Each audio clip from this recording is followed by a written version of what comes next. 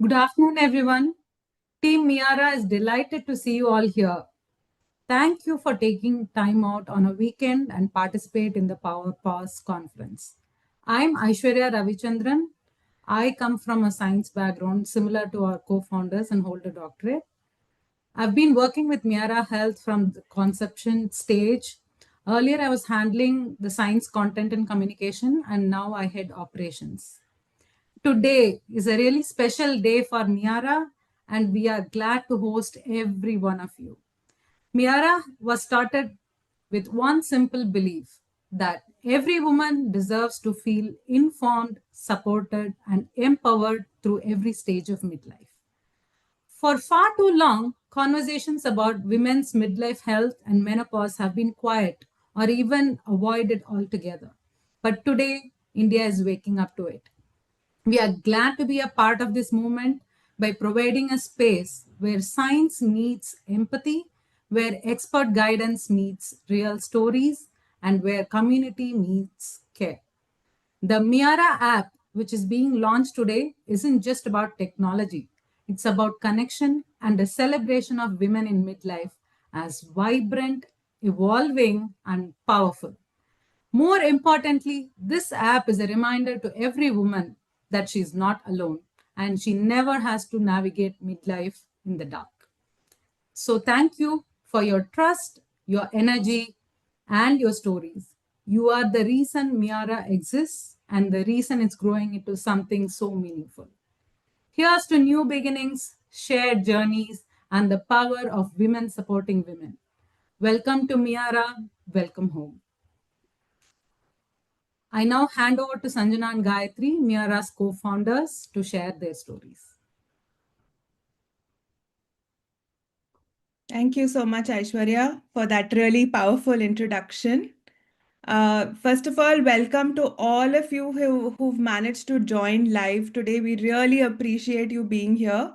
I'm Sanjana. I'm one of the co-founders of Miyara, and I'm joined here with my better half, Gayatri. So we both come from a scientific background. We both have PhDs and postdocs, but I think most importantly, we're here as women with 40 plus years of just being women and having that lived experience of being women. And of course I have a PhD from University of Freiburg. I was at IISc. I have a postdoc from ETH Zurich, and Gayatri herself is an IIT Madras alumni and then went on to do her PhD in Penn State and then postdoc at NCBS Bangalore. Next slide, please. But before we go into, why we started Miyara, I ask you all to just kind of quickly take out your phones. And there are like 3 questions. Please scan this QR code and maybe Gayatri can also share the slide. And do we have the link for the Participy somewhere? Maybe we can share it on the chat as well. So it's 3 small questions. I'll also look for the link.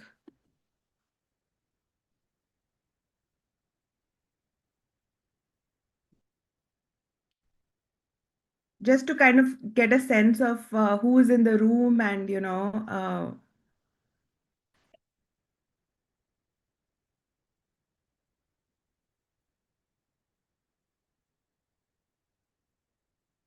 so there's a question, one word that comes to your mind when you think about midlife.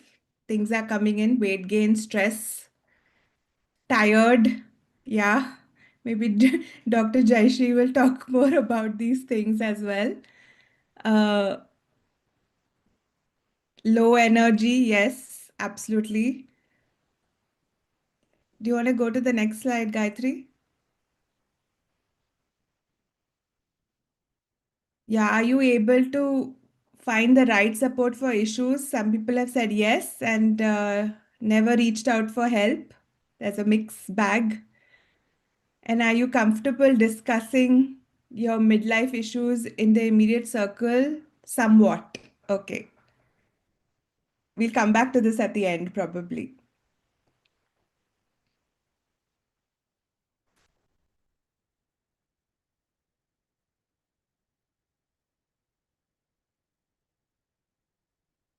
So this is one, this we asked a bunch of people about one word that comes to your mind when you think of women's health. And you can see from this word cloud here what people have to say. Ignored, mood swings, neglected, important, menopause, mood swings, strength, weight gain. So very similar to what we were looking at now.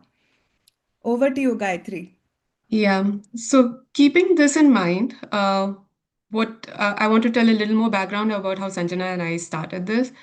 Both of us were working in the research and health space for years, but Miyara was born from something far more personal.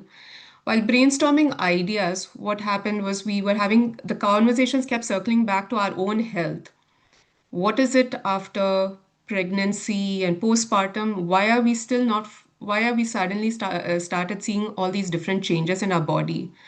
The things were these things were very quietly managing. How do we manage ignore? And why was it being ignored, or why is it being normalized? And very quickly we realized something important. Sanjana? So, women's health after pregnancy has completely fallen off the radar. When we spoke to friends, relatives, women just like us, almost no one was openly talking about what they were going through. Not because symptoms weren't there, but because they just learned to just manage them. So we decided to dig deeper. Over the last few months, we ran detailed health assessments with hundreds of women, and Dr. Jayshree also was part of us getting this data. And what we found was striking is most common symptoms that were reported among perimenopausal women were related to mental health. And there was a strong correlation between anxiety, irritability, and brain fog in women. Again, when it came to peri and postmenopausal women, there were a lot of them complained of physical symptoms, including joint pains, exhaustion, and weight gain. And finally, more postmenopausal women had urogenital issues, and women of all ages complained about hair fall. So I think that hair fall is a common issue as long as you're having these hormonal changes. Um, and finally, nearly everyone felt that they had no structured guidance on what they were supposed to do for things that were not very critical when it comes to their health issue. So, menopause is a natural stage of life, but it should absolutely not be one where women suffer silently or feel alone. This is exactly why we built Miyara, a solution strongly rooted in science, evidence, empathy, and community, as you see from all of us gathered here today.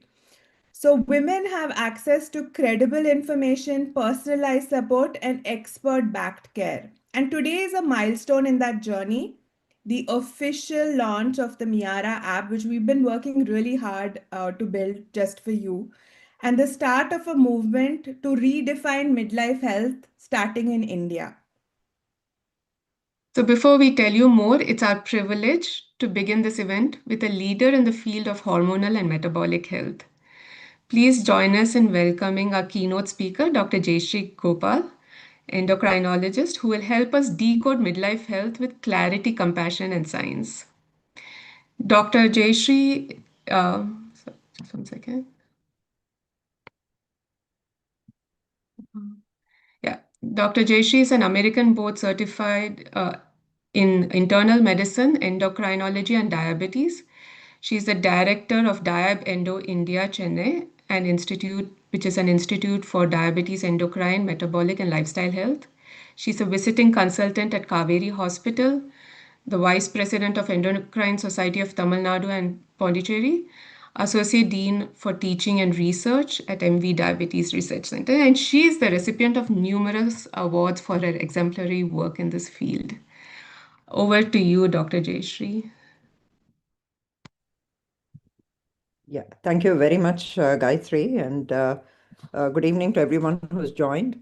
And I have to say that I wish something like Miyara existed when I was going through the menopause or when I was going through the changes in my 40s, many years ago. And I learned about it as I went along, and I understood about the changes that were happening in my body and what I could do. But I had the advantage of being sort of a hormonal specialist, so I could understand it. But some of those I think people are more aware and people are more talking about these issues now. And I'm very glad that you have set it up in such an organized manner, the little programs that you give and which you'll be talking about. I think it's very good because uh, all of us are, each one of us goes through the menopause in a different way. Each one of us has different needs. We have different, some people suffer more from, say, hot flashes, or some people more from mood swings. A lot of people, like you said, suffer from hair fall and the joint pains, but each one of us goes through it differently. So I think it's good that you've set up these programs to help the women. And so, first of all, huge big congratulations to you and the team, and wishing you all the very best moving forward. It's very nice to have been part of this journey, and seeing where it's going and how you guys are taking off. So really, really happy to see that. Thanks a Um, lot, Doctor. yeah, thank you. Uh, Let me get into my very, very brief presentation. I wanted to talk about things that I think we normally don't maybe think about. I'm not quite sure. Maybe some of us have thought about it. Um, Let me just share. And one other thing before I get into the presentation, I think one of the best things that happens, at least among women, is sort of the friendship and the support that we have for each other. So I think that's one of the most important things. I certainly, they are my support network. Of course, yes, I have a good family. I have a very loving family, and so on and so forth. But I think the special bond that I share, even with the women in my family, my mother and my mother-in-law, and then my friends, friends of my own age that I can talk about. I think that's a very, very important part of the journey as women. And I think men don't open out as easily to other people as women do. So I think that's a large part of it. So it's good that a network like this exists. I did want to mention that. So let me get into a little bit about what the menopause is. I promised Gayatri I wouldn't talk too much about this, but something that's always puzzled me. So I just thought I'll talk about it. And of course, we know what the menopause is. It's basically when we stop having our periods. And typically, this occurs in most women between the ages of 45 to 55 years.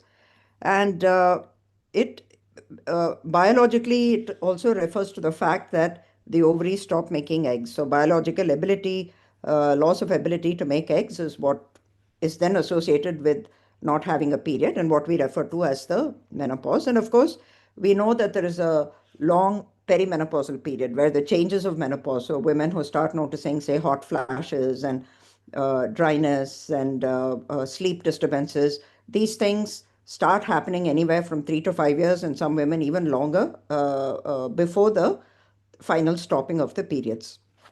So why is it such a sort of a dramatic life event? Is it a natural life event or not? And I always like to look at biology in that aspect. When did menopause actually evolve?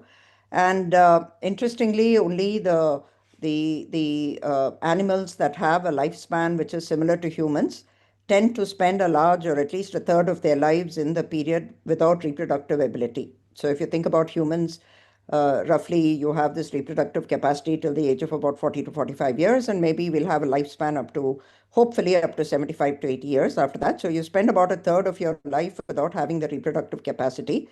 Most animals will have a reproductive capacity throughout their lifespan, particularly the lower life forms, but that's because they do not survive for very long in the wild.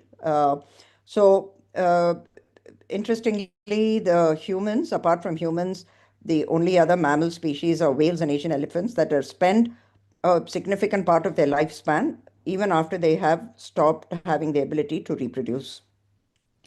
And why did even menopause evolve? Why is it that women, why do we not have the ability to continue to have babies all through our life? And there are two main theories that float around it. One is that it is just a byproduct of living longer. And this is just a graph which says how much our lifespan has increased over the last sort of 200 years or so. In the 1840s, the chance of us living beyond the age of 50 was very low. Women tended to live a little bit longer than men, and this continues even to this day. And you can see that the average lifespan for women currently stands somewhere around 85 years, and for men, it's somewhere around 75 to 78 years. So just the fact that we are living longer means that even though we've lost the ability to reproduce and hence the menopause occurs at the age of 50, we are spending a longer portion of our life in this post reproductive potential phase. Another very interesting hypothesis is what is called the grandmother hypothesis. That is, women stopped having the ability to bear children so that they could uh, look after their daughter's children. So this is what is referred to as a grandmother hypothesis, which meant that there was a better chance that their grandchildren had a better ability to survive reproductive success. So that is the reason why it was allowed to evolve. I think it's just interesting to think about these things, so I thought I would share it here. Of course, like I mentioned, the changes of the falling estrogen levels, that is part and parcel of the reason why many women with menopause suffer a lot of symptoms, start happening somewhere around the ages of the early 40s. So this is a graph which just shows where our estrogen levels start building up from the 20s, reach a peak around the early to mid 30s, and start declining thereafter. So that a woman in her 80s is still making some estrogen. This estrogen is typically made, a very tiny bit comes from the ovaries, and a lot of it comes from the fat in the body. But you can see that the level of estrogen is very, very minimal, only about somewhere around 1/50th of what a woman in her peak would have. And obviously, a lot of our symptoms are related to this decline in the estrogen and the progesterone levels, which normally occurs. These are some of the changes around the menopause that we are all familiar with, including physical changes like the breast drooping and flattening. That's because of lack of estrogen. Skin becomes drier. That's a very, very common complaint among women in the menopause. This is because of the lack of estrogen. Interestingly, this varies around the world. I think you will find that people in some parts of the world suffer more from sort of skin wrinkling and because of the lack of estrogen than women in other parts of the world. Genitourinary symptoms, the problem with urination, where you get the urge to pass urine and you immediately need to pass. Some of this begins after childbirth because of some the stretches that occur during normal delivery, but then it gets worse with the lack of estrogen. There is a lot of problems related to vaginal dryness, itching, and this is something that can be easily remedied. So urinary problems, vaginal problems, I think women are becoming more comfortable asking about it, talking about it, but you do not need to suffer. This sometimes becomes such an issue. To this day, I have women coming and telling me, I'm scared to go outside because what if there isn't a toilet available and that I have to rush to it? I've had embarrassing episodes where I've wet my clothes. So this does not need to happen in this day and age. And you can reach out for help. Your gynecologist or a urogynecologist would be able to guide you with some initial evaluation and thereafter helping you with remedies, both natural remedies, exercises, sometimes using certain creams which help with this. But a lot of these changes are not just only because of estrogen and progesterone deficiency. A lot of these changes are also happening because we are growing older.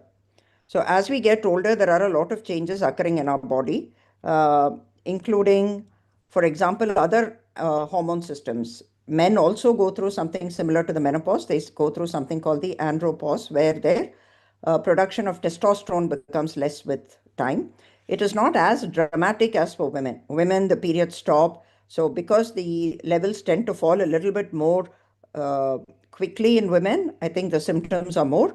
But men also, from the age of about 40, they tend to have a decline in the testosterone levels. So it comes down with every subsequent decade, it comes down. Our thyroid gland works less well with age. So people in their 80s and 90s will have a thyroid gland, which is slightly less active than what it was in their 20s and 30s. The pancreas tends to work a bit less efficiently, which is why as we get older, we are more prone to diabetes. And I'll be spending some time talking about this. And of course, there is other pauses. The adrenal gland becomes less active with age. The growth hormone axis becomes less active with age. So this is part of the natural biological change that is occurring in our body. Every part of our body is going through this change as we get older. So some of the changes, yes, happen because of estrogen deficiency, but not all of it. So it is not necessarily a hormone deficiency disease. Not all of the symptoms can be rectified by taking hormone replacement, but certainly some of the symptoms like your hot flashes and For some people, mood changes, and certainly the vaginal dryness and skin problems get rectified when you get onto hormone replacement therapy. And it's also a myth to think that really horrible symptoms occur. More than 3/4 of women do not notice much or only experience mild problems as they go through the menopause. And I'm talking about symptoms which are specific to the menopause. This questionnaire survey that Gayatri was talking about that we did showed that most women rated their symptoms as mostly mild to moderate. And the symptoms do exist, but some of it is probably related to things like weight gain, getting older, and the other hormonal changes which are occurring in our body as we get older. I think this is the one that tends to happen the most as we get older. It's not just only because of the menopause, it's partly also because our metabolic rate drops as we get older. So we do have a tendency to gain weight as we get older, and it's estimated that most of us have a tendency to gain about half a kilo per year. So this starts from around your mid 30s, and it probably goes up till you're about 60 years. After the age of 60, I think there is a period of, where there is a period of aging. And you'll typically find that after the age of 60 or 70, for example, most people start losing weight. That's because their growth hormone is really coming down, and the fat and their muscle, they're losing a lot of it. So at that age, they'll be starting to lose weight. But up to the age of 60, this weight gain around the abdomen is what causes a lot of the medical issues that we grapple with as we get older. These are some of the changes around the menopause, particularly. So, for example, I talked a little bit about the weight gain, particularly the abdominal fat tends to increase, and this is associated with an increase in the insulin resistance. The body's ability of the insulin to work properly to control the sugar and the cholesterol is not very good. So, that's associated with higher cholesterol levels. And it is associated with, of course, this hot flashes and changes in your blood pressure. What is called the fat-free mass comes down, which means that we are also losing muscle, and our ability to burn up energy becomes less. So all of us notice that it becomes more difficult as we get older to keep the weight off. We have to spend a lot more time, a lot more effort in the exercise to either lose weight or to maintain the weight, and that happens because of the drop in the metabolic rate. Our bone density tends to come down. Now, the one thing I did want to spend some time about to talk about is sleep issues, because one of the main changes that occurs in and around the menopause period is this difficulty in getting to sleep and having a good night's sleep. The weight gain and the not sleeping properly contributes to insulin resistance, and insulin resistance pretty much causes, I would say, most of the diseases that we get as we get older, not just diabetes, but the chances of heart attacks, arthritis that a lot of people in their 60s and 70s face, the arthritis of their knees and their hips. In a younger age, women present with PCOS and fertility, fatty liver is becoming a very big problem. Certain types of cancers for women, particularly uterine cancers, for men and women, colon cancer, liver cancer, all of this comes back to insulin resistance. Even dementia, depression, we hear a lot of people complaining about fog, carbohydrate fog. That happens because of insulin resistance. What are the factors that increases insulin resistance? Some of it is something that we cannot change, which is our genetics and age. So as we get older, there is a tendency, like I said, the pancreas are also becoming less active with age, and there is a tendency towards lesser insulin production. So we are not able to overcome that insulin resistance. Menopause sets in for all of us, all women, sooner or later. And that is also associated because of the changes in the estrogen and progesterone levels. There is an increase in insulin resistance. But these are the things that we can certainly do things about. This gaining weight around the tummy area, lack of exercise. You're going to be hearing a lot more about it in the next panel discussion. But these are the most important issues: sleep, exposure to light at night, and exposure to pesticides and EDCs.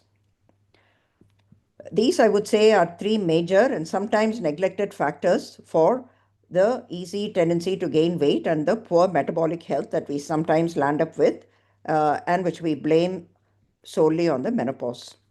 Sleep deprivation means if you get less than 5 hours of sleep at night, and too much sleep is more than about 9 to 10 hours of sleep at night. If you sleep for less than 5 hours a day, you gain there is a tendency to gain at least 1 kilo per year. I think this is one of the main reasons why working people tend to gain weight very rapidly after their mid 30s, mid 40s. Your every part of your life has become busier. You're busier at home, you're busier at work, your children are growing up. So, what is the one thing you can sacrifice? It's sleep and exercise, and this is when the weight gain starts happening. It is estimated that if you have something like, I think, a month of no sleep, it's equivalent to taking like 2 teaspoons of sugar a day, which all of us know is not good for our health. In fact, even losing four consecutive nights, if you're not able to sleep properly, it immediately causes an increase in your insulin resistance. Short sleep duration, less than 5 hours, is as important a risk factor for developing diabetes as other things, like, for example, being overweight or not exercising or being old. So it's as important a risk factor as this to develop diabetes. And it is associated with a higher chance of developing a heart attack. So not getting enough sleep is one of the biggest risk factors for getting a heart attack. And over the years, we are all sleeping less. So in the 1950s, people on average were sleeping about 9 hours a day. Now we are sleeping less than about 6 hours a day. And this is a worldwide phenomenon, obviously, because of gadgets. It is recommended that we sleep for about 7 to 8 hours a day. On an average, we need to be getting this amount of sleep. Some of us need less, some of us need more. But on average, most of us would need 7 to 8 hours of sleep. Now, the quantity of sleep is not only important, it's also important when we sleep. So light exposure plays a very important role in our overall health and in our circadian health. Exposure to light at night, exposure to the blue light from screens that we get, all of this causes disruption of our circadian clocks. The circadian clock is not present only, it's the main circadian clock, or the master clock, is present in the hypothalamus inside the brain. But then each one of our organs, for example, the pancreas, the liver, the heart, the gut, everything has its own sort of circadian clock, and all of these clocks have to run together. When there is disruption of the clocks, for example, when you're exposed to light at night, your liver thinks it's the daytime and it runs in a different clock, or your gut thinks it's daytime. At a time when you should be sleeping and resting, you're awake and moving about and eating something. So the gut thinks, okay, it is the daytime, and it starts doing things that it would normally do in the daytime. This circadian disruption and light pollution is associated with increased risk of a lot of the what we call the non-communicable diseases, including weight gain, of course, sleep disturbances, but also higher risk of cancers. People who are constantly exposed to light suffer from higher chance of developing breast cancer. There was a wonderful study published literally last month in the Journal of the American Medical Association, where they met people. This was close to 1 lakh of people in the United Kingdom, a very interesting study. And they made them wear like a light sensor. So it's like a smartwatch that you wear. They wore them for a week, and they showed how much of light are you getting exposed to. And they showed that the people who had the highest amount of light exposures, which is given in the blue bars, had about a 50% higher chance of developing a heart attack or heart failure or irregular heartbeat or even a stroke as people who were in the lowest quantile of light exposure. So exposure to light at night is often a much neglected phenomenon, particularly in this day and age, and it's something we need to keep in mind. Switching off your gadgets, making the room dark, going to sleep at the proper time when all the sun starts setting. There are hormonal changes that are occurring in our body, and we need to be aware of that and try to get to bed, and waking up when the sun rises, because again, hormonal changes are happening in our body. And it's not just about seeing the light. Even blind people have these same circadian rhythms, because the pineal gland, which is responding to the day-night cycle outside, is not dependent only on the light which is entering the eye for vision. So even people who do not have vision or who have poor vision still maintain the same day-night cycle, because the body is still picking up these cues from the environment. Finally, I want to finish talking about one topic which is very close to my heart, which is endocrine disrupting chemicals. We are exposed to chemicals every day. We cannot get away from chemicals. Currently, it is estimated that humans use somewhere in the order of about 150,000 chemicals in our day-to-day living. This is what we are exposed to on a day-to-day basis. Even something which is considered beneficial for us, like antibiotics, repeated uses of antibiotics increases risk of diabetes and obesity. For example, people who use antibiotics more than 4 to 5 times a year have nearly about a 70% higher risk as compared to people who use antibiotics less often. And this I'm not talking about children, this I'm talking about adults. So repeated use of antibiotics, it changes your microbiome, it changes the gut microbiome, and it changes your metabolism, makes you gain weight more easily, and increases the risk of diabetes. And exposure to endocrine disrupting chemicals. So these endocrine disrupting chemicals have been associated with, for example, things like higher risk of asthma, obesity, breast cancer, changes in the newborn babies, increased risk of infertility, irregular periods, multiple things. I mean, pretty much every disease that you think about, again, goes back to increased exposure to endocrine disrupting chemicals. The two of the ones that are being studied a lot are these chemicals, the bisphenols and the phthalates, and we get exposed to them in plastic bottles, in the the food that comes, the hot plastic containers where food delivery occurs. We get exposed to in multiple ways. At least try and reduce our exposure to these EDCs by avoiding putting plastic containers in the microwave to heat up food, not letting water stay for too long in plastic bottles, making sure that you're using properly labeled plastic bottles or using steel or glass bottles. I think awareness around this topic is increasing, but we don't realize how much it's related to our overall metabolic health. Choose fragrance-free products, opt for e-receipts instead of paper receipts. Again, like I said, awareness is increasing. I think we all need to do a little bit more about spreading awareness about this topic. So exposure to EDC is another reason why we are more prone to gaining weight and developing diabetes and other non-communicable diseases. So finally, I want to say that menopause does influence our metabolic health, but our lifelong habits that we develop actually matter even more. And the way we care for ourselves from a young age has a far greater impact upon the metabolic health than the normal changes around the menopause. So if you start taking care of your health from a young age with this awareness that we are developing, I think you can sail through the rest of your life with no problem. Remember that menopause is not the villain here. It's our personal lifestyle choices that determine who we are. And I shall stop there, and thank you again to Miyara and all the very best. Thanks a lot, Doctor. I think that was really eye-opening to see and understand how there's one level of menopause, the hormonal changes we go through in menopause, which is like Sanjana also mentioned, it's a normal life stage. It's a life stage for women. But how additionally many, there are multi layers of other issues that also happen on top of that, which can make all these symptoms feel worse.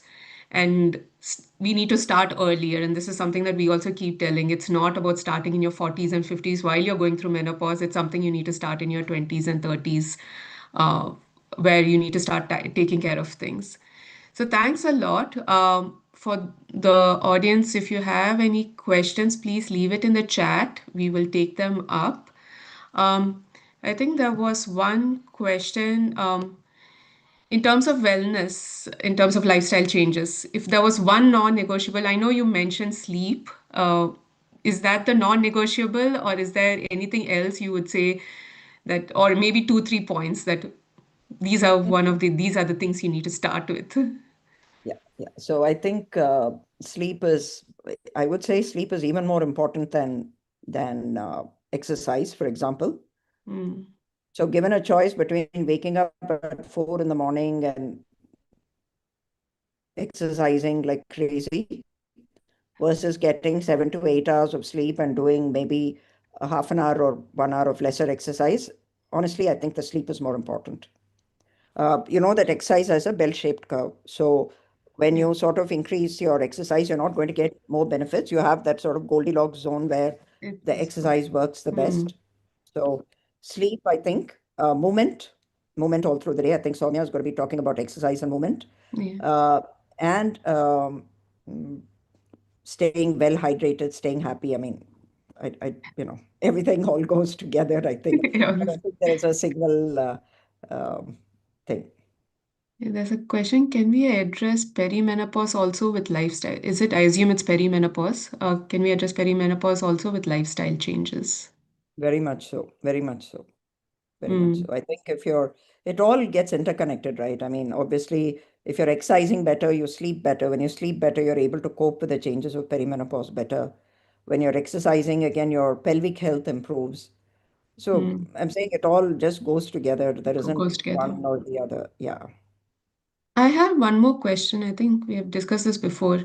So, because you said insulin resistance plays a huge role also while going through menopause. It's like you said, it's all interconnected because you're having the menopausal changes, there's insulin resistance issues that also come and the other way.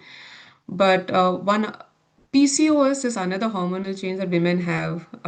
Many women nowadays in India are getting at a younger age. Now, how is PCOS connected to this whole transition also? So I mean, the insulin resistance manifests at a young age as PCOS. So when we see Okay. young girls with PCOS, we know they have insulin resistance. It's the insulin not working properly at the level of the ovaries and the uterus. So things like irregular periods, difficulty conceiving, all this happens because of this insulin resistance and inflammation.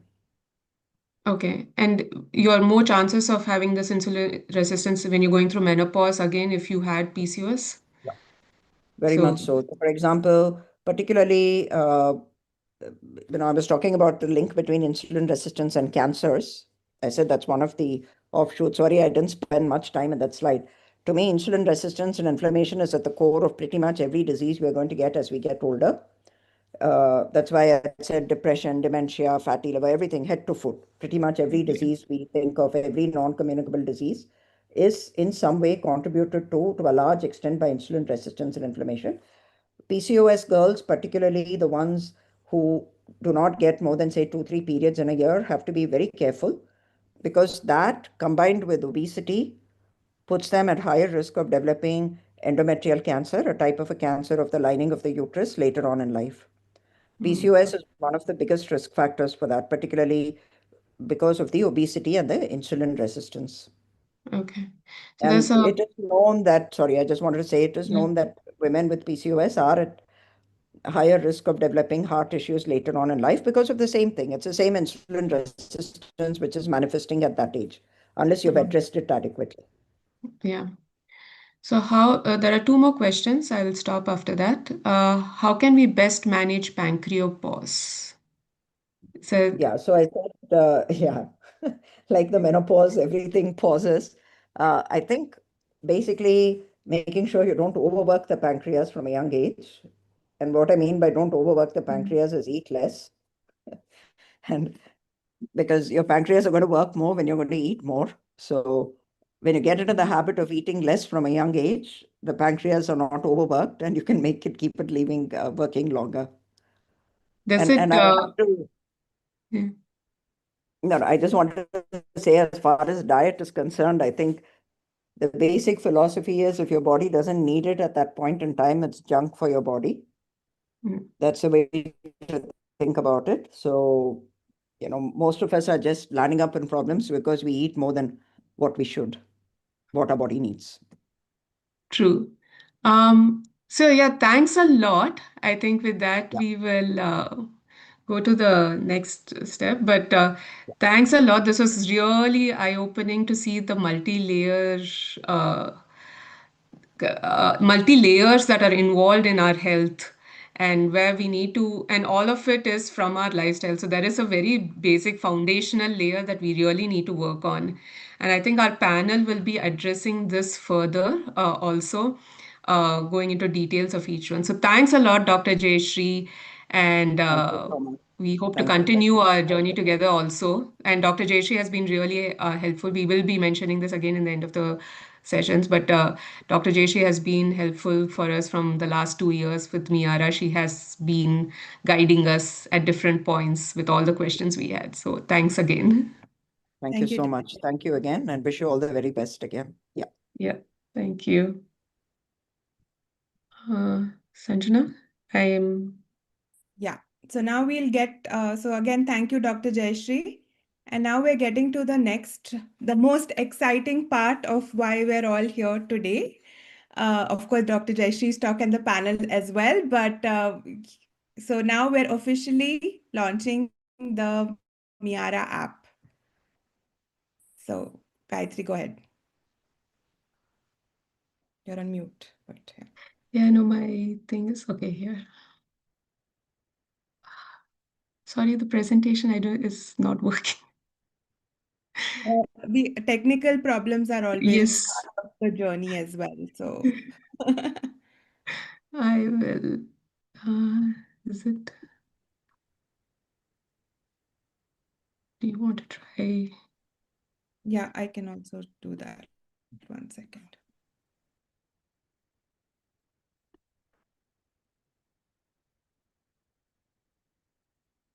Yeah, somehow our thing is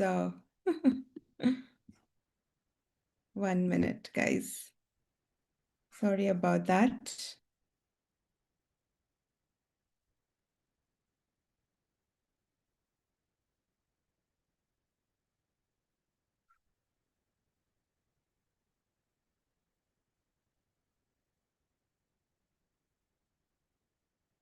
Can you open it, Gayatri?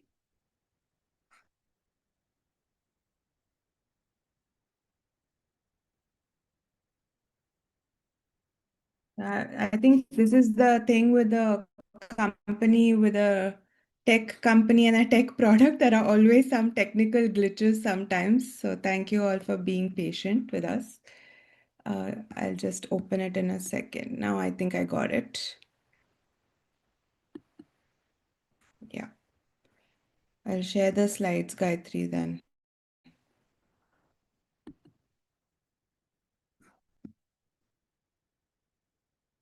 1 minute.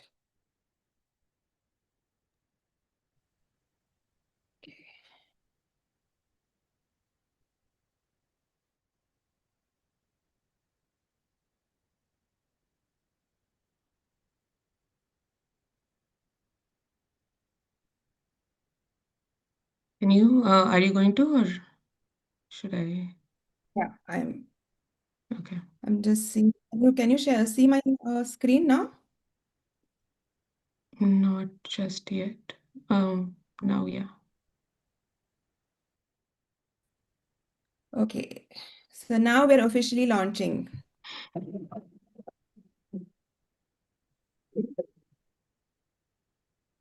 Mm, Sound is not.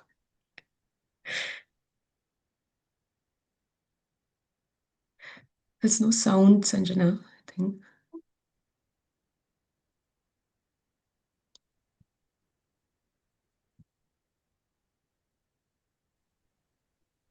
Sanjana, there is no sound. Can you, I think it's too loud for her to hear us.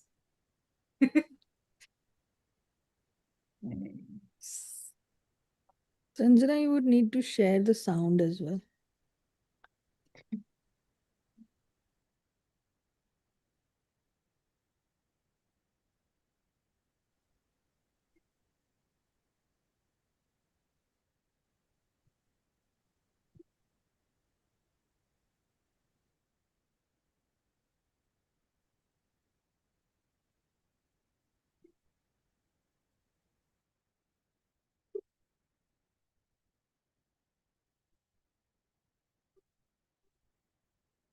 So I think the sound didn't work, but I guess you all got a flavor of what the Miyara app is, and we will of course be talking about it. Now the Miyara app is ready to download, and I just wanted to share some initial feedback that we've got from some of you already on the call, saying that they love the look and the feel of the app, that it's very nicely built with a seamless user experience. Everything looks neat and organized. They love the colors and the feel. And some people have also mentioned some of the features have been really, really useful for them for tracking their health and getting support with the companion or the other tools.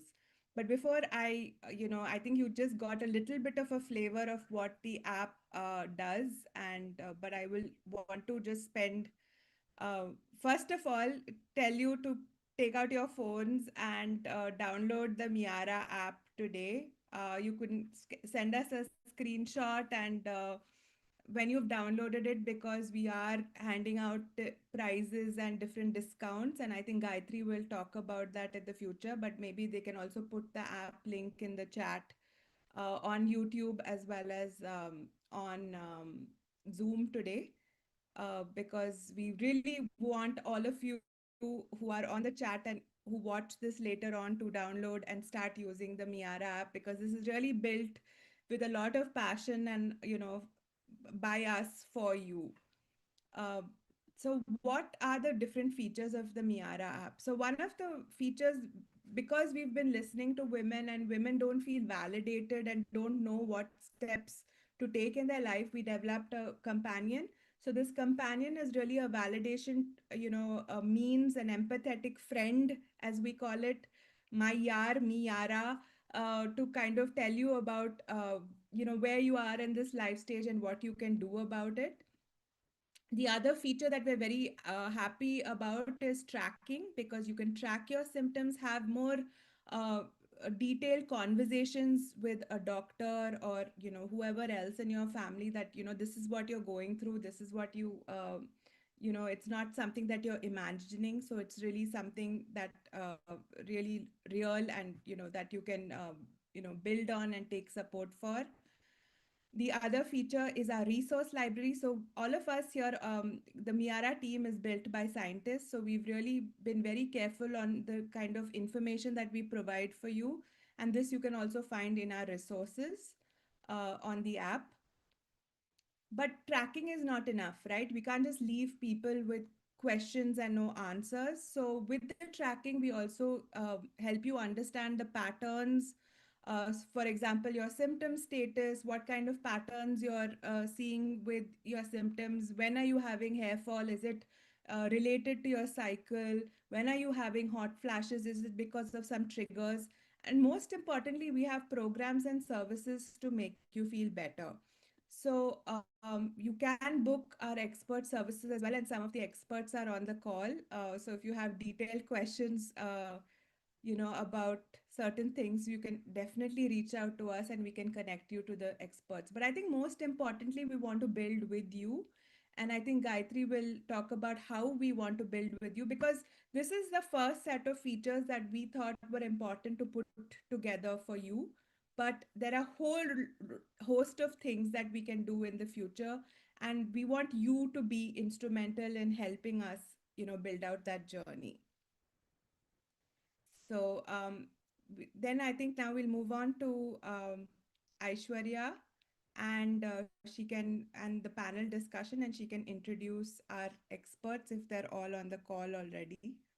I'll just stop sharing. Yeah. You can also spotlight the experts. Yeah. So now we move on to the panel discussion. And today's topic is going to be stronger bodies, calmer minds, the new holistic menopause care.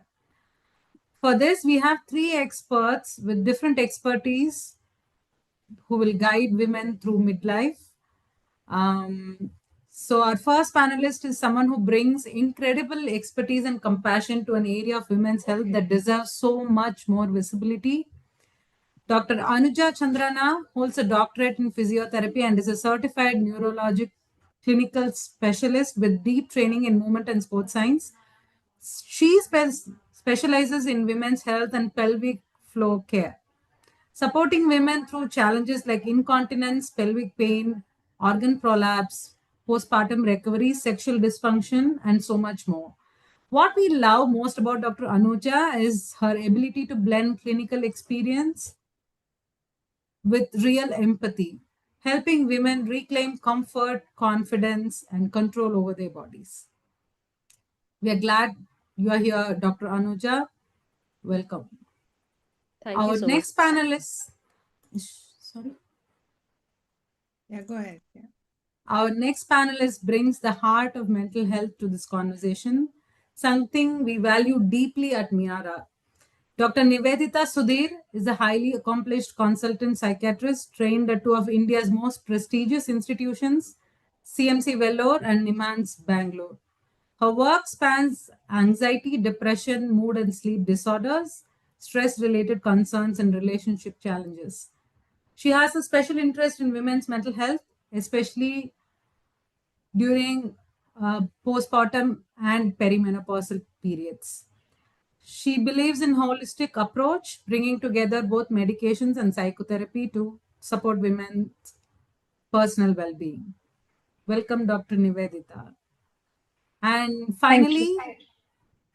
finally, we have a specialist who brings a truly holistic lens to midlife health, Dr. Sowmiya Ravi. She's a consultant diabetologist and lifestyle medicine specialist with training in diabetes management and board certification from the International Board of Lifestyle Medicine. She helps women understand their health from the inside out, guiding them to make sustainable lifestyle changes based on their medical history, current needs, and long term well being. Her work bridges medicine and lived experience, empowering women to take charge of their metabolic and hormonal health with clarity and confidence.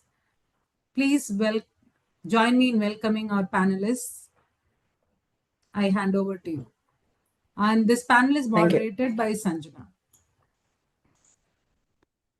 Thank you, Aishwarya, and thank you, our experts, for joining us today to celebrate this momentous occasion for us at Miyara. You've always supported us from, when we've started interacting with you, and we're very happy to have you here with us. So let's just get started. I would love to start with Dr. Nivedita, because let's start with the head, right? First of all, a question for you, Dr. Nivedita. So what are the common symptoms that women in midlife, say 35 plus, come to you with? And how do you differentiate between what is normal and what is, concerning symptoms that you see in your practice? You're on mute. Just Hi, yeah. Good evening, everybody. So, thank you for having me here today, and congratulations on the app. It looks lovely. Have had some experience using it over the last couple of days. So, yeah, to begin with, and talking about mental health, I think we see a lot of women. So take a rough age group of 30. Uh, so women in their 30s and early 40s, I would say, are can sort of be maybe clubbed into a broad cohort. And then there is the 45 to 60, right? So the 30s and 45, 30 to 45 age group of women, today we're seeing a lot of women who are, struggling with maybe infertility, or that whole conversation around children and having children and balancing career and children. And that seems to be um, a lot of what is on people's minds today, and in that is the context in which I see people from this age group.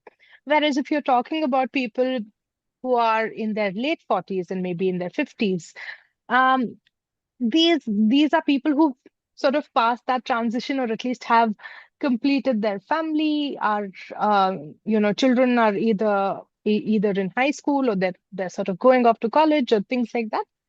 And in this age group, it's more about the challenges that comes with, being perimenopausal, menopausal. Maybe it's with certain changes in their social structure, illness, disability, conversations around, managing elderly people in the family. So these are the two distinct contexts in which I see a lot of women in this age group come to me. And I think you asked a very nuanced question about, how do I know this is normal, or, whether this is something that is distressing. And with psychiatry or with emotional health, this is often a challenge, right? Because sadness, happiness, joy, anger, these are all normal expressions. But I think for us, when we are looking at it, we're looking at it not just in terms of what is the symptom they're having, but we're looking at it more in terms of how how much is that symptom affecting a person's functioning. So you're sad, and the sadness is so deep and all permeating, that it's affecting your your view of life, your daily functioning, your ability to care for yourself, carry out your responsibilities, and this is sort of persistent over a period of time, for example, then it's, a concerning issue, and that's where you need to see a specialist. Thanks for that. I think we've seen a lot of women come for anxiety, Right. depression and things like that. So it's always, for them, it's our brain fog, right? So that is one of the Yeah. very common symptoms. So it's always like, what is this normal? Is this, concerning? So I think it's always good to kind of, help differentiate that, in for mental health itself. Thanks for that. So now over to you, Dr. Sowmiya. So you are a lifestyle medicine and diabetes specialist. So, but what are the common concerns that women come to you with, and how do you address them from a lifestyle perspective in your practice? Yeah, hi. First of all, congratulations on the app launch. I did go through it. It looks great, especially the AI companion and the resources part of it. So hope it picks up much more. Good, very good. And regarding lifestyle medicine and menopause, see, generally what we emphasize on looking at an individual holistic approach. So one part of it is there is one part medicine part, but what we also prefer is we have to look at like 6 pillars. So one is your diet, physical activity. The sleep is a very important part, as Dr. Jayshree had mentioned. It's very overlooked, but actually it is as important as diet and exercise. So we look at sleep, stress management, and two other things are actually they're pretty much overlooked. What the last two important ones are substance use, like smoking and alcohol, and last one is social connection. So that is actually pretty common now, especially after COVID. That social connection, and even in relationship, a healthy relationship versus like what do you say, toxic relationships. They all make an impact in the menopausal health, both the mental health, physical symptoms. They do actually play an important role. So what symptoms, I mean, if somebody comes in the perimenopausal group, one part of it is in terms of like lab issues, they do tend to have a lot of insulin resistance. Okay, and apart from that, symptoms will be like a mental fog, like I'm just not able to think that clearly, and difficulty in losing weight. So I'm not eating this much, something like that. So despite eating less, I'm still not able to lose weight. That is one thing. And second is appetite can also come down. So I just don't feel like eating. And what happens over time, this leads to them having stress eating. So they will go for something like whatever they've like, say, for example, salty items or sweets. That can also cause increased in the perimenopausal symptoms. And other things are, yes, as Dr. Jayshree had mentioned, sleep right now does come down over time. So the seeing the phone at night time, all this kind of plays a role in the long run. Mm-hmm. And yeah, I think definitely we have to push having a good support group. So having just ensure that they meet other people in person rather than talking in the phone, go out, just go out for a walk. Even if you see other people, just say hi to them in the streets. So that I think they need to that human interaction is actually very essential. So overall, this all builds up. So when you look at all these factors as an holistic approach, I think they do help to make the flow a little bit easier, the transition, menopause transition, an easier process comparatively. Yeah, thanks for that perspective. It really shows how everything is so connected, right? That's how it is. And now over to you, Dr. Anuja. I think the pelvic floor and the pelvic floor health in general is something that is not really talked about. It's rarely discussed. So why is it so critical in midlife? That is the first question. And what are some early signs? I mean, I don't think they're early signs, but I think people know if they probably know if they're going through it. But what are some of the common things that you see in your practice that women should not be ignoring? Yeah, excellent question. And again, congrats to you guys for launching this app. I also got a chance to go through it, and I love the option of tracking. And I think we're going to be talking a little bit more, hopefully together, about tracking pelvic health symptoms eventually. And so, to answer your first question, why is it so, critical that we address this?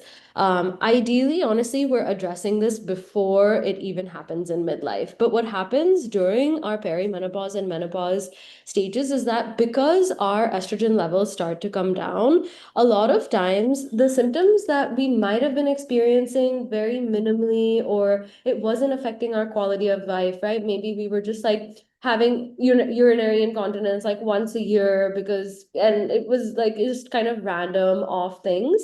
Because we don't have that estrogen support as much, a lot of our symptoms start to get exacerbated because we don't have those neuroprotective hormones to help us. And so that's why during this stage of life, we often see these symptoms start to come up more, or even for the first time, because we've had this neuroprotection for such a long time, right? And of course, the reason why we want to address this sooner rather than later is because you still have like 30 or 40 years to live. You have like essentially like a half your life left to live.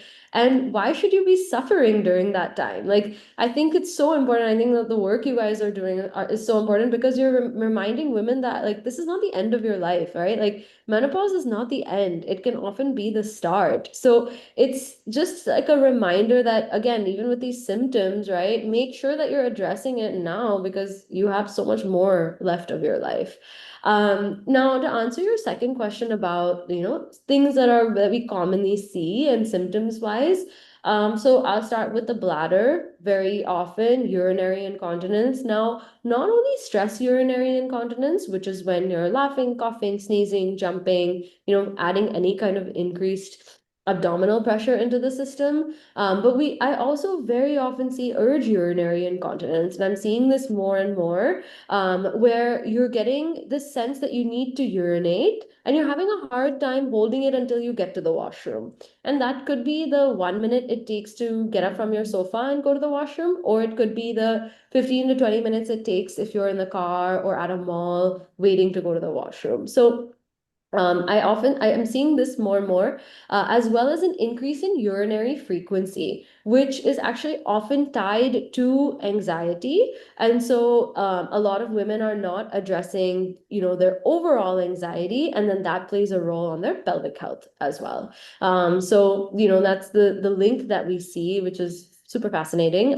But yeah, so from a bladder perspective, those are kind of like the big issues. Of course, we do see pain with urination, increase in urinary tract infections, right? Which again affect our urinary frequency and then can cause urge urinary incontinence. So all of those things are linked together. From a sexual perspective, sexual health perspective, of course, I do see women experiencing pain with intercourse, because of the thinning of the vaginal tissues. And of course, again, neuroprotective changes are happening.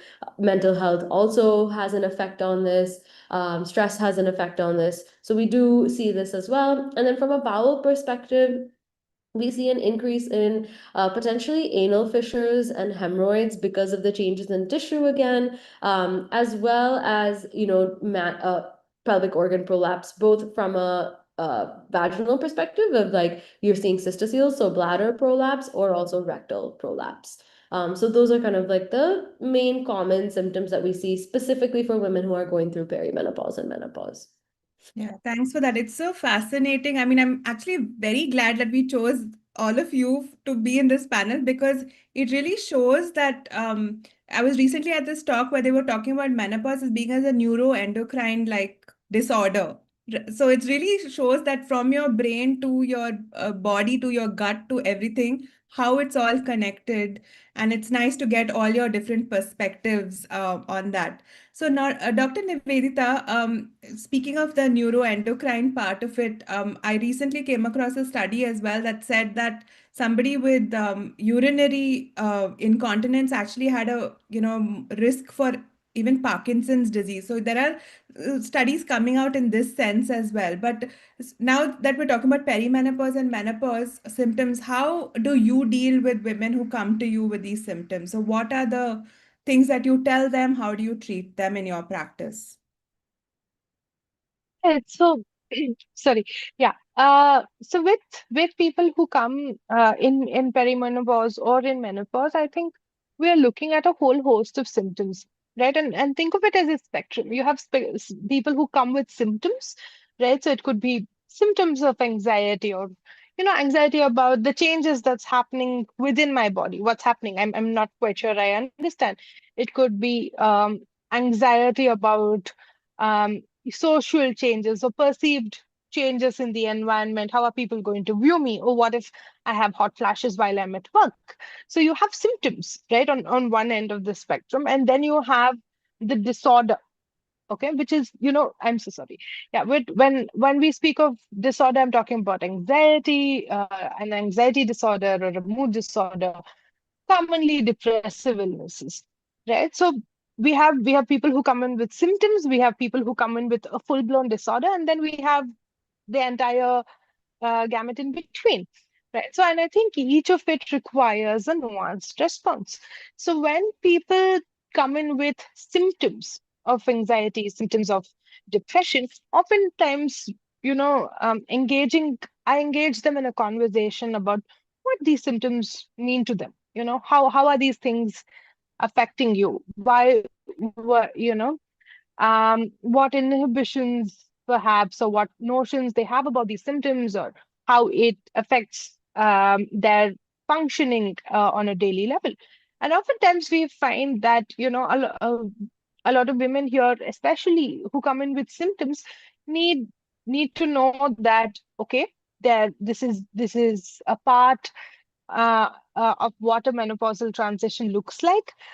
This is so validation of their experience, understanding that there are other women who are going through this, and it's quite common. So in that sense, validation, reassurance, and maybe just guiding them to relevant tools thereafter, right? That could be in the form of something like therapy, could be support groups, it could be reading material, or now we have an app as well, right?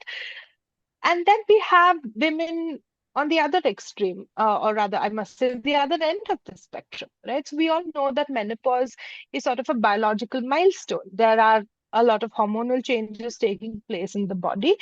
And even in terms of your mental health, these biological changes are then um, making it more likely for you to develop a psychiatric disorder at this transition point.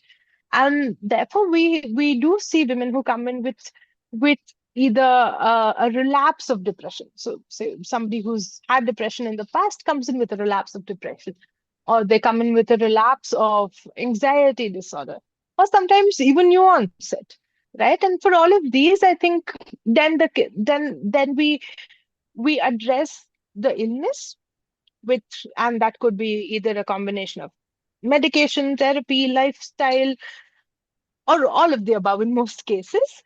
And with a very, again, tailored approach, taking into account the socio-environmental milieu of that comes with, handling a woman of that age, or, from that background. So, yeah, I hope that sort of answers your question. Yeah, absolutely. I think some of the things you demystified is like actually seeking help and like going for therapy, finding a support group, finding someone that you can talk to, or reaching out to someone like you who can actually give you a more holistic approach in terms of Yeah. whether it's medication or other kinds of support. So that's absolutely critical. Thank you for that. Dr. Sowmiya, from your perspective, you see a lot of people with high cholesterol during this, age, weight gain, and one of your pet topics is, of course, insulin resistance that you, like to talk about and tell us, or you have educated us so much on that. So, how do you think? How would you, when someone comes to you with all these things in midlife, what would be your advice to them?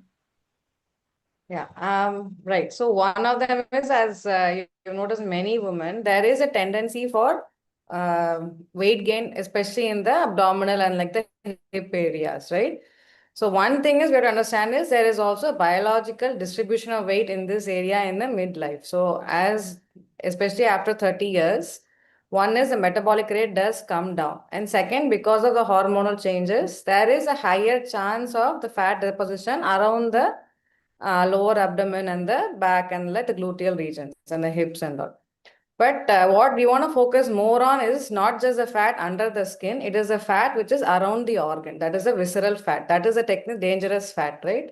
So that is the fat which we kind of have to be wary about. So that is what we have to tackle on. And how do we do that is one thing is, as you mentioned, like if the cholesterol levels are high, we have to see why that is high. Is it because of, say, genetics is one component of it, definitely that does play a role.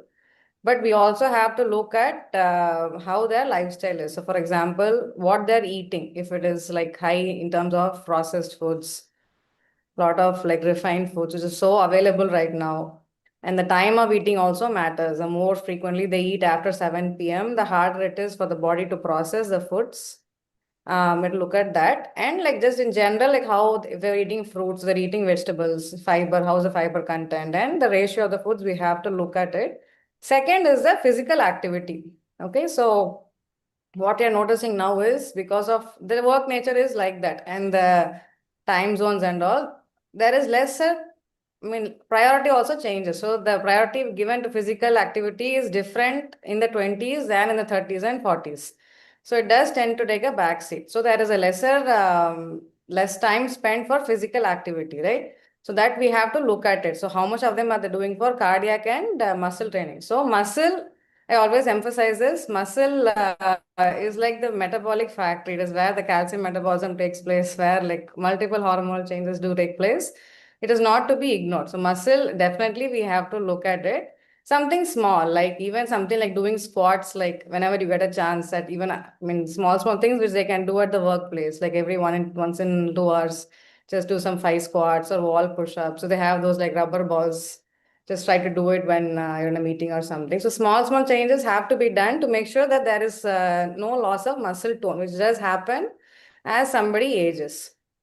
Right. So that is one thing. Second is what we are noticing is somebody will tell. So I regularly jog well 5 to 6 a.m. That 1 hour is good. But even despite that, if their motion is less from 7 a.m. till 10 p.m., that kind of counterbalances. It is like the 1 hour of hard work is fine. But still, if there is less movement afterwards, it's not that effective. So we just have to kind of make sure that even after that, that is good, they're doing the morning workout, but even after that, they do have to have that regular bouts of motion. So if at a work, for example, just keep an alarm for every 45 minutes to 1 hour, just get up, stretch, have a glass of water, and something just to keep them active. And also hydration. So water is extremely important. That is what is going to kind of push the cholesterol all around. So we have to make sure that somebody who is having 4 liters of water versus, yeah, good, 2 liters of water, definitely that water intake is essential.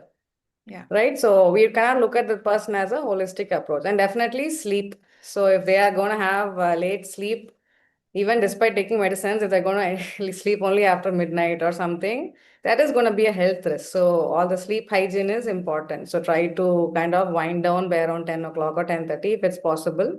Try to do something which is not so brain stimulating, like watching a phone or a TV, something like a calming activity. Keep the room dark and like that. And also, as we discussed earlier, social connection. So have healthy friends, support groups, go out and meet your friends, right? And if there is an issue to be tackled, if there is a stressful issue, they can seek help for that also. So then just try to get something. All this kind of ties together. So if there is a stress, there is some kind of issue going there, that will also increase the insulin resistance and it can also worsen the cholesterol levels. So everything does have to be looked at as a whole. Yeah. Yeah. Thanks, doctor. That was really useful to know for everybody. Dr. Anuja, from the pelvic floor perspective, right? One of the things that you mentioned was sexual health, which is also a very taboo topic. How can pelvic floor physiotherapy and even physiotherapy in general help women connect with their bodies more confidently? And what are some simple exercises that, to kind of prevent this from getting worse, your pelvic floor issues? So what I usually say is breath work is going to be your best friend here. And I think it's the most underutilized tool that we have. So essentially, the way that we breathe affects our pelvic floor also. Our pelvic floor muscles are a part of our breathwork system, which no one really talks about. Maybe because they don't know about it or you can't see it, so it's a little harder for you to understand. But just like our diaphragm and our abdominal muscles and our back muscles work to help us with breath work, our pelvic floor muscles are connected to our abdomen and our back muscles, and it's also known as the pelvic diaphragm. So it essentially like is the opposite or mirrors that of your breathing diaphragm, right underneath your rib cage. So by utilizing breath work, the first thing that women should be able to do is to understand, okay, I can feel my pelvic floor muscles relaxing, or I can feel that they're contracting, and I can understand how they're moving with my breath. So even just thinking about it and firstly understanding, and that's where my role as a pelvic floor physio comes in, right, is to teach you and to help guide you to understand what your pelvic floor muscles should be doing, how they're moving, and help you connect with them. And if we're able to connect with them, that makes it a lot easier for us to relax when we want them to, which is when we want our pelvic floor muscles to relax when we're urinating, when we're having intercourse, when we're having a bowel movement. So, it helps to prevent any kind of maybe, urine, like urine left in the urethra, or if somebody's having a hard time, feeling like they've not emptied their bladder completely. It could be because you're not relaxing your pelvic floor muscles. Or if you're having a hard time with your bowel movements and you're just trying to like push stool out, it could be because you're not relaxing those pelvic floor muscles, right? Or when it comes to having intercourse, you could be clenching your pelvic floor muscles because you're maybe anticipating pain because it's now kind of uncomfortable and painful. But even if you start to use lubricant, or if you start to, work on doing self massage, if you're not able to relax in the moment, it's really hard to have intercourse. So those are things that we can do, and it also breathwork also helps with overall pain management, right? So first step is always like understanding how to breathe and understanding how to connect with your pelvic floor muscles, and that's where we come into play. And then, of course, we help to guide you to get to whatever other goals that you may have when it comes to your other pelvic floor symptoms. Yeah, thanks for that. I think this is a question now I have for all of you. What role, I mean, because we're here to the official launch of the Miyara app, what role does technology, such as the Miyara app, for example, play a role in bridging the gap from awareness to action for women in midlife? So maybe I'll start with you, Dr. Sowmiya, and then we go to Dr. Anuja and then Dr. Nivedita. Yeah, I think one of the most things I like about it is that you're kind of bringing awareness. It is no longer a taboo issue. Before it was like, okay, it's menopause, right? Deal with it. So that it shouldn't be looked at that one. So the symptom of even if it is pain during whatever period, regular periods, it is important. So you have to give importance, which I really like that you're bringing more awareness regarding that. And I think one of the most features I like is your tracking of the symptoms and even the dates. So I think that will be really useful to get a pattern and see how it is. You can all correlate together. So whether every month it is like, is this when the symptom is coming like that? So you can kind of be aware about the own body. And definitely technology is improving now. So I think it only makes sense that we also use it to our best to go along with it. Yeah, thank you. Dr. Anuja? So I think what I really like is that you're getting all evidence-based information in one consolidated place, right? Like, I think that technology is great, but it can also be really harmful, especially with social media, because anyone and everyone is just putting out what they think is like knowledge, but it's actually more opinion instead of evidence-based information. And that's why we get a lot of confusion, right? People are really confused. Like, is this the right thing to do? Is that the right thing to do? And so what I really like is that you have all these educational resources available to people that, it makes it much simpler and digestible for people to understand, like, okay, this is actually what the information is, and now I get to make an informed decision. And that might be different from what my friend wants to make, but at least I'm doing it based on correct information that I'm getting. So I really, really appreciate that part. And I think, like Dr. Sowmiya said, like just talking about it is like the number one step, right? So I think education is empowerment. So I think that's like a huge part of it. I love, of course, tracking as well, because there's a lot of anxiety around symptoms when it comes to perimenopause and menopause. And so when we start to track, it takes away that anxiety, because you can actually see patterns and find patterns. And it's also really helpful for clinicians, right? If you come in with like a month or 2 months of data and be like, hey, this is what my symptoms are looking like, versus I'm this is what I'm feeling, and I kind of feel like this sometimes, and now I have brain fog and I can't really remember. So I think that aspect is also really great. And then the third thing is to just have the option of seeing people, right? So I think a lot of times a lot of people come in, or the people that I meet in my social circles are like, oh, do you have a reference of somebody who can help me with this symptom? Or do you have a reference of somebody who really understands whether it's hormone replacement therapy or just perimenopause and menopause in general? And so the fact that you have practitioners, who are there, who you have vetted yourself, I think is really helpful for women, because then they don't have to think about, oh, I have to look through this and read reviews and find somebody who I think may or may not be able to help me.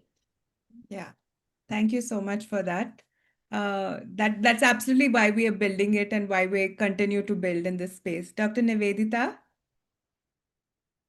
Yeah, just to add on to what the others were talking about, I think just the fact that we have technology and it's accessible on our fingertips makes it, excuse me for my voice, but yeah, makes it a little less daunting.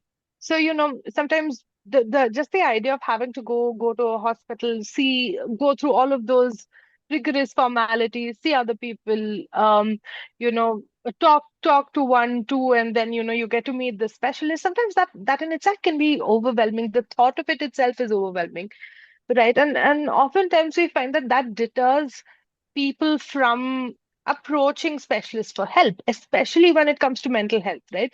Um, because I mean, we just have to acknowledge the fact that there is still a lot of stigma around mental health. It's changing, it's getting better, but it is still there, and therefore a lot of people hesitate in reaching out for help. So I think apps like yours can bridge that gap, where people have a safe space to sort of talk about their problems, but with some amount of privacy within the walls, within your four walls. And I think that is one of the most treasure things for me in terms of what technology can bring. Thank you so much for that. I just wanted to mention that Dr. Nivedita was instrumental in helping us create the cognitive behavioral therapy program that we have for hot flashes. Dr. Sowmiya has recommended many of our programs to a lot of our patients, and Dr. Anuja has vetted and looked through our pelvic floor program, and she was very appreciative of that program. And of course, one can consult with all of them through us, and we would definitely love it if you all download and consult and help this app grow. But I think what I'm understanding from this conversation, and maybe we can, I don't know if we have time to take on some questions, but that there is a need for like menopause care to be more collaborative. So here we have a lifestyle medicine specialist, we have a pelvic floor physiotherapist, and we have a psychiatrist on the same call. And this is the future of menopause care in our definition. And that's what Miyara is very proud to kind of help bridge this and have more conversations like this, so that women don't have to go to 10 different specialists to get their care, right? We want them to get it on one platform, with one set of data, one set of rules, and things, so that they can access care easily. So accessibility is huge for us. Gayatri, tell me if we have time to take maybe Yeah, one question for there each. are well, there is a couple of questions on the chat. Yeah. One is, how can we manage stress incontinence? So, Dr. Anuja? Okay. I appreciate this question. It is loaded though, so I don't know if I'll be able to I can't specifically answer for the person who, asked this question, because there are many reasons why somebody has stress urinary incontinence. But it's important to know. So, okay, so first things first is you have to connect with your pelvic floor muscles. And the second thing is that Generally, stress urinary incontinence is an issue of coordination, not necessarily an issue of strength. So very often you're given Kegels to do to manage stress urinary incontinence, but actually most of the time it can make things worse because women have tension in their pelvic floor muscles, or they have a lack of coordination in their pelvic floor muscles, which are making it difficult for the pelvic floor muscles to react whenever there is an increase in pressure in the abdominal system, right? So if you're laughing, coughing, sneezing, jumping, we have an increased pressure in the abdominal system, and our pelvic floor muscles need to react to that so that we don't have urine leaking. And so, yes, sometimes they can't react to that because the pelvic floor muscles have a lot of laxity, they're stretched out, or they're yeah, essentially that. Or they could be really tense, but either way, they could be weak and they could be uncoordinated. So it's really important to go see a pelvic floor physiotherapist so that you can get that assessment in to really understand why you might have stress urinary incontinence. And then we address it by building on coordination, strength, loading. So making sure that we're strengthening those muscles, not just with like little baby squeezes, but like actually strengthening the hips and the core and lifting heavy weights, because that's what real life looks like. Yeah, we didn't actually go into the whole exercise aspect, but it's absolutely important. There's one question for Dr. Sowmiya. How helpful are collagen peptide supplements to combat some of these issues? And I mean, I think everybody wants a magic fix and a quick fix. So what are some things to keep in mind? Yeah, regarding collagen in terms of menopause, definitely there will be a decline. So you do have a reduction in estrogen production, which leads to reduction in collagen. So which can give something like wrinkles, loss of elasticity, kind of feel like a dry skin. That will change. Okay, but collagen supplement is not the key answer. So you do have to first tackle the lifestyle first. Have a more healthy diet, more fruits, more vegetables. Okay, have vitamin C. Definitely exercise. So exercise actually, there are studies, it does increase the collagen production. So both the cardiac activity and the muscle activity and like yoga, all these are very important in increasing the collagen production.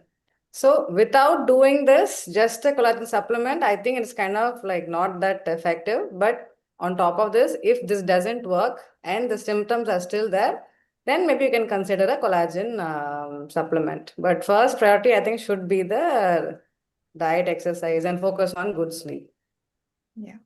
And I had thank you, Dr. Sowmiya. I had one last question for Dr. Nivedita. So we didn't cover this because I think this is a huge topic on its own, but how can partners or families in general better support women emotionally during this phase? But I think that is sort of the need of the hour. I have a simple formula. I think for anybody listening, this if you had to take home one message from me, right, that would be education. Three E's: education, empathy, and empower women. Right. So education. So educate yourself, right, as a partner or as as a child of a parent who's going through menopause, as a friend, just educate yourself. What are the symptoms? What does this look like, right? I think education then paves way for empathy. When you know what's happening or why this is happening or why somebody is having as many, say, mood swings, and perhaps some of this is not under their control, to understand that in itself can bring about empathy and extending grace to that person who's going through this transition. That's important. And finally, empowering women. So I think as a partner or as a family member, friend, or anybody in that social circle, empower, accepting that menopause is what half of the world will eventually experience at one point or the other, and therefore there's nothing stigmatizing about it, right? And like I think one of the others said, you really have a good chunk of your life left. So menopause is not like a sad situation where you're letting yourself go and oh, okay, you're done done and dusted. No. It's just a transition into a whole new world. And I think uh, empowering women to look at it that way, looking at it that way ourselves, breaking the stigma, having conversations about it. Um, that is what people and family members can do, and that I think would be the most helpful. No, absolutely. That's really true. I mean, that's absolutely empowering yourself. Empathy and awareness in general is so. Education is absolutely important. Quickly, across the room, I want to ask you all one non-negotiable, one mantra that you tell your patients or people that you see. That one, only one. So all of you, quickly putting you on the spot, Dr. Anuja. Move, move, move. Don't stop moving. Okay, that's great advice. Dr. Sowmiya. Yeah, I think one part is just accept yourself as a whole. There is no, I mean, just accept yourself. It's a problem, that's okay. I mean, you can deal with it, but just kind of don't put so much stress on yourself.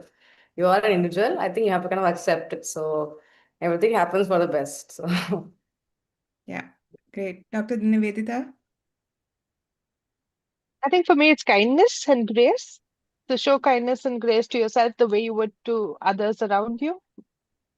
Yeah, absolutely. That's a great positive note that we're ending the panel discussion with. So thank you so much, all three of you who were so ready to be part of this app launch with us. And of course, are always supporting us whenever we reach out to you for questions and advice. You're always there to support us. So thank you. And we hope to continue our journey also with you. Thanks once again for joining us. We still have some things to come, but yeah, thank you. Thanks so much for having me. And now over to you, Gayatri. Thanks a lot. Um, yeah, so I think after that very empowering conversation, knowing what all is there and what we are looking forward to in our next stage of life, as we go through the transition, I'm just, I don't know if we have to remove, will I share? I did that, yeah. Yeah, okay.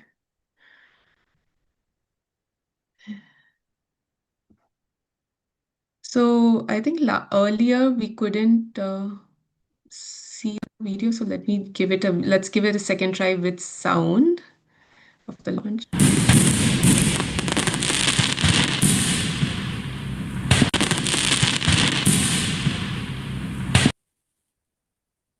Eh,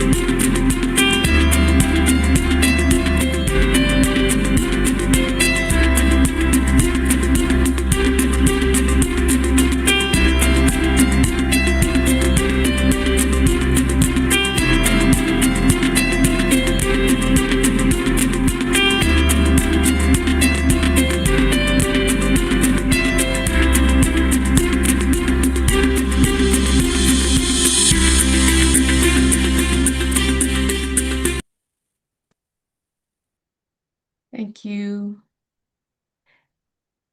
So I'm just going to skip through the rest of the slides, but hopefully you guys, all of you now understand what we are launching, how this is useful for you. Thanks to all our experts from Dr. Jayshree Gopal to our panelists who have explained what are the different, how we should navigate this whole life stage and how technology also plays a part in it and how Miyara will be useful. I'm just going to skip through this. But as a something for the audience, from starting with our well-wishers who have been part of Miyara for the last couple of years, to all the women who we hope to reach in the next few years. We have something that we would really like to offer you. Like Sanjana mentioned, this is just our beginning. This is the app is, after learning and interacting with women for the last couple of years, this is what we have kind of built. But still, we need to nurture it into something and let it mature a little more. And for this, we believe having 1,000 founding women of Miyara will be a great uh, support for us. What we are talking about is having the first 1,000 women who download the app and share a screenshot with us. You will be part of a group together with us to co create what we want to build. What are the next set of features that you would like? And help spread the word, because like we said, what we're building is awareness, like the panelists said, is bringing this awareness and education, but it's something that we need to spread. We need all the other women to know that they feel supported. This is something that we have seen over the last 2 years as being part of the community and all the webinars and sessions we have done with corporates. The one thing a lot of women have told us is realizing the fact that they're not alone in this journey. It might be that each woman is experiencing things differently, but they are not necessarily alone in this journey. So that has been what has kept the women coming back to us, being part of the community. And this is how we want to grow, by spreading this knowledge to the other women. So we invite all the women who are watching this to download the app, be part of the movement, be 1,000 founding women of Miyara, and co-create with us. You get early access to new features, you will get personalized insights, discounts, and together let's transform the future of women's health. And with that, we also encourage you to, if you have not downloaded the app, here is this one to download the app. Once you download the app, so the way it works is you can join the WhatsApp group, and then we can give you instructions there. Or you download the app and send a screenshot to the telephone number. We will put it all on the YouTube video, the description. You send us a telephone number with a screenshot, or with a screenshot to this telephone number, and we'll add you to the group, and you'll be part of the 1,000 founding women of Miyara. So looking forward to interacting with many of you on this. But finally, I think, Sanjana, is there anything more you want to say before we do the final thanks? Yeah, I just wanted to say that we really want to create the next set of features with you in mind, and for you.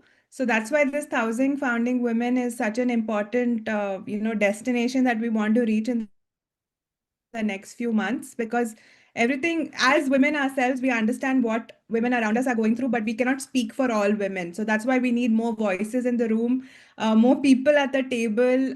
Maybe even men want to download and tell us what is important for them, for their partner's perspective, or their sisters or their mothers.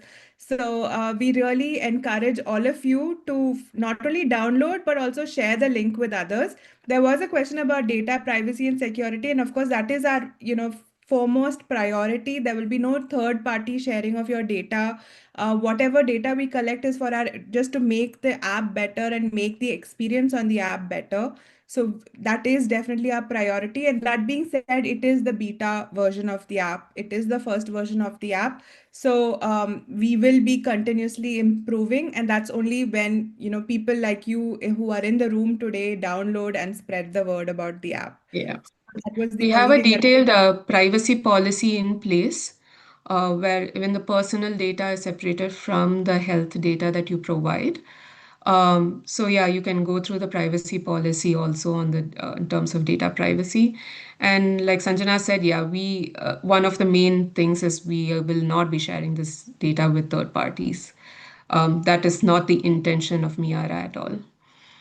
Um, and I think with that, we would like to just uh, end by thanking a lot of people who have been instrumental in this whole journey of Miyara, but starting with even where we are today in terms of the app development. So first of all, big shout out to Aishwarya, who's now our COO. She has been part of the team in one form or the other from the ideation stage. She knows every time we have pivoted from her ideas. So she has been there supporting us, just giving us her input and taking us forward. So a big shout out to Aishwarya.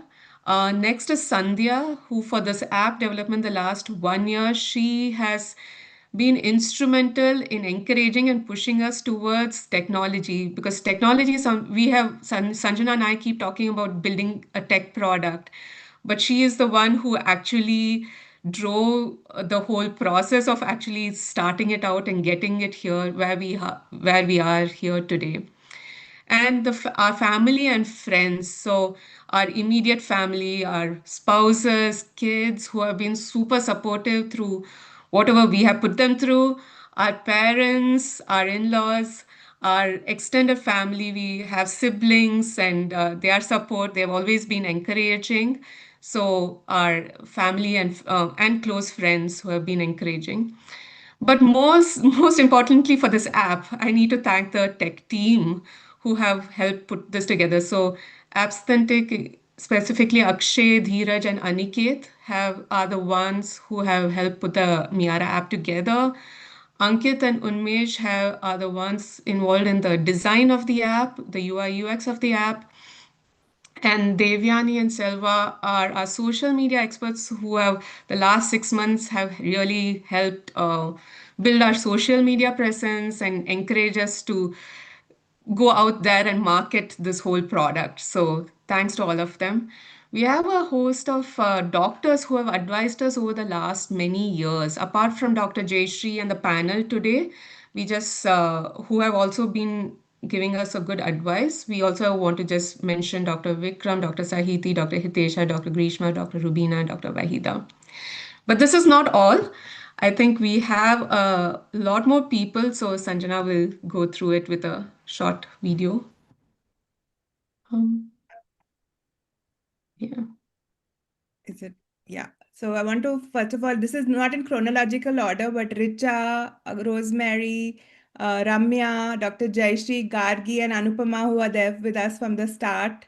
Sowmiya Piru is also there on this call, who supported us from the beginning. Purnima, who's been instrumental in the Menoactive program. Shelly, of course, we mentioned Aishwarya already. Idoya, Sandhya, big thank you to Sandhya, who was like instrumental in getting us where we are today. Gargi, Dr. Anuja, Dr. Nitika, and of course, I cannot not thank our mothers. They are the first directors of Miyara. They helped us start Miyara in India. Yeah. And of course, we are extremely, extremely thankful to them for all their support. They've always been our cheerleaders from the Yeah. beginning. And Rama auntie and mom, really thank you so much for supporting Gayatri and me with all you do, telling your friends, neighbors, everything about Miyara, adding people to our community, attending all our webinars. We couldn't do Yeah. this without you, of course. I'm not able to move to the next slide. Sorry. It doesn't want to move out of the screen. Yeah, Oh, this is a very good. sorry. I need to stop sharing and I think go. No, but really, thank you to everybody who's attended this live. It means so much that you're all part of this journey with us, and and continue to support us. We really wouldn't be. I mean, Sandhya and Aishwarya know how much hard work Gayatri and I put in. I'm sorry, I'm getting emotional. Day in and day Yeah. out to Miyara. So thank you so much. Yeah, so thanks a lot, everyone. And yeah, just download the app and share the app. So um, thank you. I think that with that we'll end. Yeah. Aishwarya, do And you want to say?